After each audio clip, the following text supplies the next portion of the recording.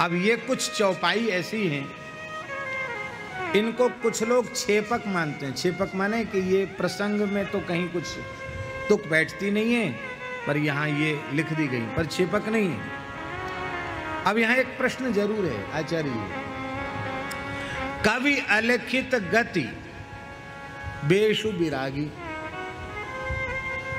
तो तुलसीदास जी कवि हैं, वो उनके द्वारा अलिखित गति है। वो तो चले गए राम जी से मिलने, उनका स्वागत सत्कार करने, उनके गांव के निकट से प्रभु जा रहे हैं, उसी रास्ते से गांव से चलकर जा रहे हैं, वो पहुंच गए दंडवत करने, प्रणाम करने भाव राज्य में। फिर लिखा किसने? भाई कवि अलिखित गति, फिर लिखित गति कैसे हो गई? तो हमने पूज्य संतों से, गुरुजनों से सुना है कि इन चौपाइयों को अनंत बलवंत राम कथा रसिक श्री हनुमान जी ने लिखा है। हनुमान जी ने उतनी देर के लिए लेखनी पकड़ ली और ये सारा प्रसंग, नहीं तो तुलसीदास जी सब लिखते, पर अपने प्रसंग को वे नहीं लिख सकते थे, क्योंकि वे तो बहुत ऐसे महात्मा हैं जिन्होंने अपने आप को एकदम छिपा लिया है? ऐसे गोस्वामी महात्मा कहती उसको है जो अपने को छिपा के रखे। हम आपको सच्ची बात बतावें, उसमें बनावटीपन की बात नहीं है। हमारे महाराज जी प्रमाण हैं, गोरीलाल कुंज वाले महाराज जी विराजमान हैं। हमको ऐसा लगता है कि हमारे पूज्य गुरुदेव श्री भक्तमाली जी महाराज ने अपनी पूरी शक्ति अपने को छिपाने में लगा दी,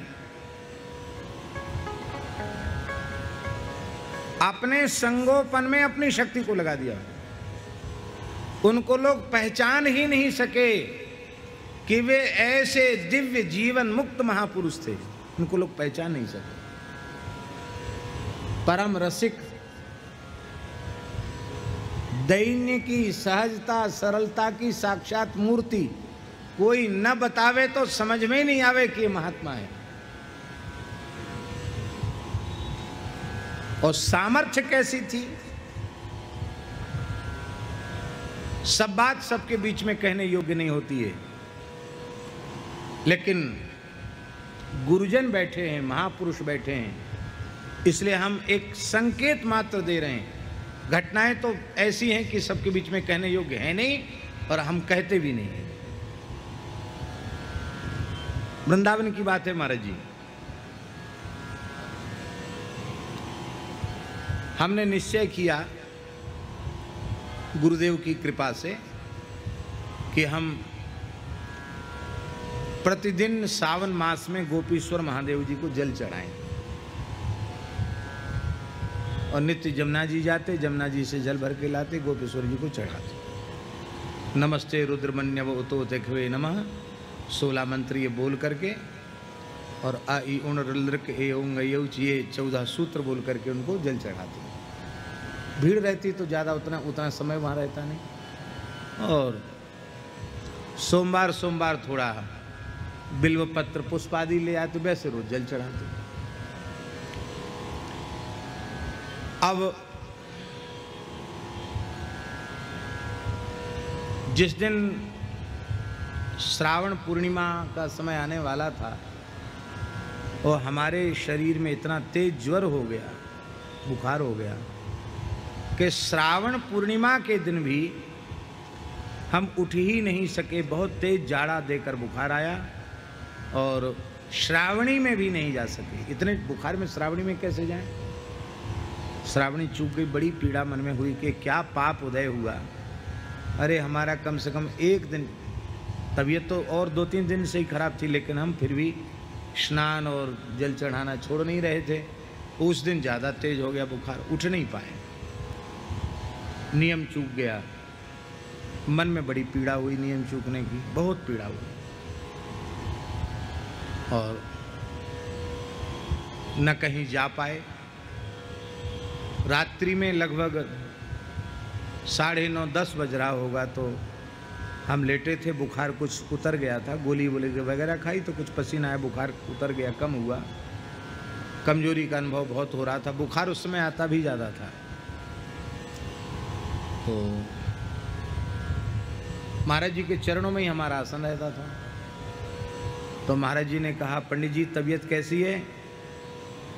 उनके महाराज जी अभी तो कुछ थोड़ा आराम सा लग रहा है। तो महाराज जी ने देखा हमारी तरफ, तो हमारी आंख से आंसू बह रहा था। रो रहे हो? हाँ महाराज जी। क्यों, क्या बात हो? हमने कहा महाराज जी क्या हमारे किसी भयंकर पाप का उदय हुआ कि हम सोचे थे कि कम से कम सावन तो गोपेश्वर जी को जल चढ़ा लें, लेकिन आज पूर्णिमासी के दिन हम दर्शन तक नहीं कर सके। कितना दुर्भाग्य है हमारा, न श्रावणी में जा सके। महाराज जी बोले लकड़ी लेके चले जाओ गोपेश्वर जी तक और वहाँ चले जाओ दर्शन करने के। महाराज जी अब तो दर्शन बंद, 9 बजे आरती हो जाती गोपेश्वर जी में, तो दर्शन बंद हो गए। तो हंसकर बोले तेरी चौखट पे आना मेरा काम था, मेरी बिगड़ी बनाना तेरा काम है। मंदिर की चौखट को प्रणाम करके आ जाओ।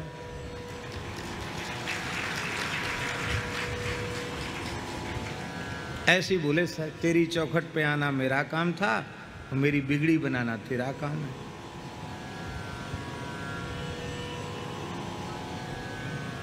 तो हमने कहा महाराज जी अब कुत्ते उत्ते भी मोहल्ले में भौंकते हैं और शरीर में कमजोरी भी हो रही है। यद्यपि उनकी बात मान के हमें तत्काल जाना चाहिए था, लेकिन ऐसे ही मन में उत्साह नहीं था। तो बोले कोई बात नहीं, मानसी में प्रणाम कर लो और अब विश्राम कर जाओ, सो जाओ जो आगे। अब हम सोए तो पूरी रात्रि क्या दर्शन हुआ उसको हम वर्णन नहीं कर सकते, सीधी सी बात इतना है। महाराज जी पधारे स्वप्न में और हंसकर बोलते हैं तुम पश्चाताप मत करो, आज हम तुम्हें कैलाश दर्शन कराते हैं, शिवलोक का दर्शन कराते हैं। और कैसे कैसे विचित्र लोकों का दर्शन उन्होंने कराया, कैसे कैसे नक्षत्र तारा मंडल का दर्शन कराया, कैसे कैसे ऋषियों का दर्शन कराया। पूरी रात्रि विलक्षण स्वप्न। और कैलाश में ये भगवान शिव का वो विटप है जिसका वेदों में वर्णन है, ये शिव वट है। और फिर बोले भगवान का स्तवन करो। तो हम इसलिए बड़ा संतोष है कि हम प्रत्यक्ष में भले ही कैलाश मानसरोवर नहीं जा सके, लेकिन चलो गुरु जी की दया से स्वप्न में तो चले गए। वहाँ भगवान शिव पार्वती का, हमने कहा महाराज जी यहाँ शिव जी तो दिखाई नहीं पड़ रहे हैं। तो बोले ऐसे थोड़ी स्तुति करो तो प्रकट होंगे। तो पशुनाम पतिम पापनाशम परेशम, ये स्तुति हमने की, भगवान शिव प्रकट हो गए। गणेश, कार्तिकेय, नंदीश्वर, पार्वती जी, शिव जी, बड़ा दिव्य स्वरूप। ये स्वप्न की बात है। बड़े प्रसन्न हैं भगवान, बहुत प्रसन्न है। महाराज जी दाहिनी तरफ खड़े हैं हमारे। और महाराज जी बोले अब तो संतोष हो गया, अब श्रावण का पश्चाताप मन में तो नहीं रहेगा। तो हमने कहा महाराज जी गोपीश्वर महादेव का पूजन तो हुआ ही नहीं, हमको तो गोपीश्वर महादेव का दर्शन चाहिए। इतना कहते ही महाराज जी, इतना कहते तत्काल वहाँ गोपीश्वर महादेव का शिवलिंग लता कुंज के मध्य प्रकट हो गया। सारी पूजन सामग्री आचार्य महाराज जी हैं और पूजन करता ये दास है। महाराज जी मंत्रोच्चारण कर रहे हैं, हम भी कर रहे हैं। और अभिषेक, भोग, आरती, पुष्पांजलि सब पूरी सविधि। और सवेरे पुष्पांजलि हो गई।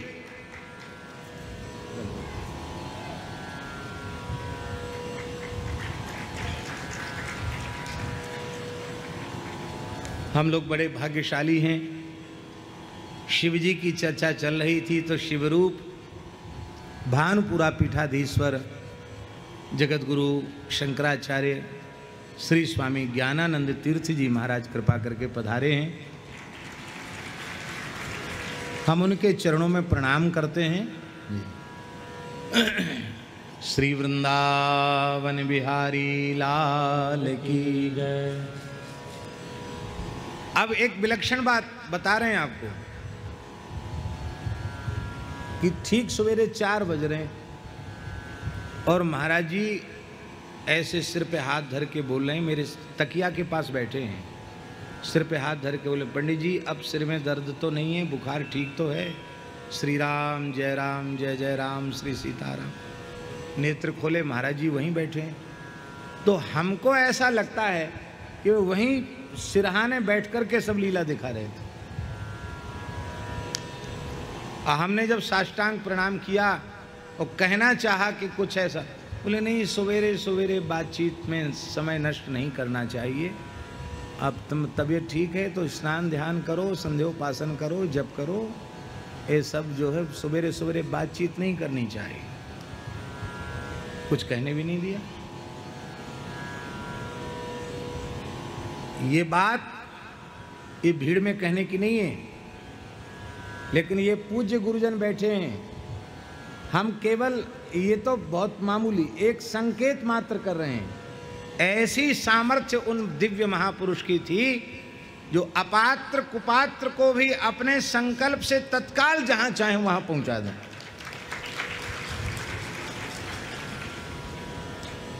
उनका हृदय कैसा था, उनकी वाणी कैसी थी, उनका व्यवहार कैसा था।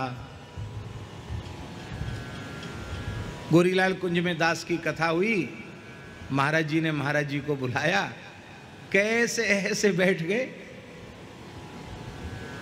नीचे ही सामने, अब वहीं बैठ के प्रसाद पाया प्रेम से। क्या कहना, ऐसा लगता है मानो उन्होंने अपने आप को छिपाने में अपनी शक्ति लगा दी। उनको लोग पहचान नहीं सके वो क्या थे, किस रूप में थे। ऐसी ऐसी बातें हैं कि उनको अपात्र कुपात्र लोगों के सामने कहना नहीं चाहिए, उससे हानि होती है। और हम कई बार हानि उठा भी लेते हैं, लेकिन क्या करें, मन ऐसा है कि भगवान की प्रेरणा ही समझो, ऐसा समझो, या हमारा अपना कोई दोस्त समझो।